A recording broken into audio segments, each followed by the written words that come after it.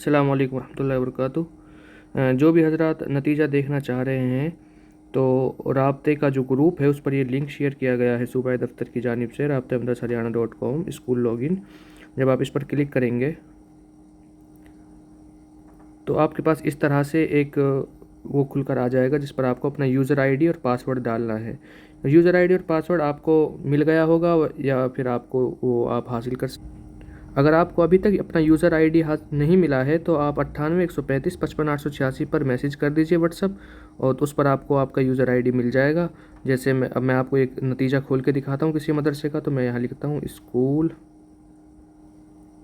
AE31। एक बात यहाँ ध्यान रहे कि पहले तो यहाँ से शो पासवर्ड कर देंगे, फिर इसको स्कूल @AE31। देखो मैंने यूज़र नेम में जो स्कूल का एस था वो छोटा है और पासवर्ड में जो स्कूल का एस है वो बड़ा है। आपको भी अपने स्कूल में इसी तरह छोटा और बड़ा एस रखना है, वरना आपका जो पोर्टल है वो नहीं खुलेगा।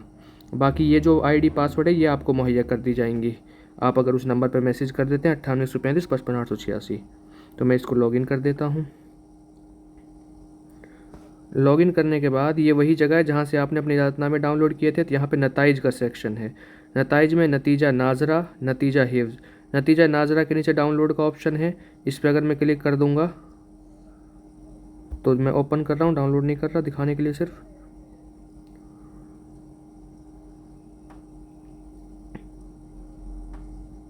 तो ये नाजरा के बच्चों का नतीजा यहाँ पर आपके सामने आ गया, आप इसको डाउनलोड कर सकते हैं।